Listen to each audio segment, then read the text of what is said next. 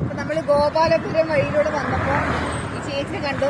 ഈ കിറ്റി ഒന്നും സെയിൽ ആയിട്ടില്ല എന്ന് പറഞ്ഞിട്ടുണ്ടായിരുന്നു. അപ്പൊ ഞാൻ കുറച്ച് ടിക്കറ്റ് ഈ ചേച്ചിയോട് വാങ്ങിച്ചിട്ടുണ്ട്. അപ്പൊ എന്തായാലും സന്തോഷമില്ലേ? കണ്ടതിലും സന്തോഷം. ഒരുപാട് നന്മയുള്ള ആൾക്കാരെ നമ്മൾ ടിവിയിലെ കാണാറുണ്ട്. ബാക്കിയായിട്ട് ഒരുപാട് കാര്യങ്ങൾ ചെയ്യുന്നു. എൻ്റെ ഒരു ശ്രീദേവി ക്ഷേത്രകലകളിലും ഡാൻസറൊക്കെയാണ്. ഇപ്പോൾ ഡോക്ടറേറ്റ് ജീവിക്കുന്നു. അമ്മയും ഞാനും കോഴിപ്പാറ അടുത്ത് നേരമ്പാലം സ്ഥലത്താണ് ജീവിക്കുന്നത്. അതുകൊണ്ടൊക്കെ അങ്ങനെ ജീവിച്ച് പോകുന്നു. ഇപ്പോൾ കുറച്ച് 50 ആയോടിച്ച് ബുദ്ധിമുട്ടാണ്. ഞാൻ 30-40 ആകുമ്പോൾ നല്ല പ്രൈസ് ഉണ്ടായിരുന്നു. ഞാൻ അതുകൊണ്ട് 4 സെന്റ് സ്ഥലം വാങ്ങിച്ചു. ചെറിയൊരു ചാളപ്പര കെട്ടി. അങ്ങനെ അന്ന് ഞാൻ സന്തോഷമായിട്ടിരിക്കുന്നു. നിങ്ങളെ കണ്ടത് സന്തോഷമായിട്ടിരിക്കട്ടെ. അതെ അതെ, ഞാൻ നന്മ മനസ്സുള്ളവരെ ഇടയ്ക്ക് കാണുന്ന ഒരു സന്തോഷമല്ലേ.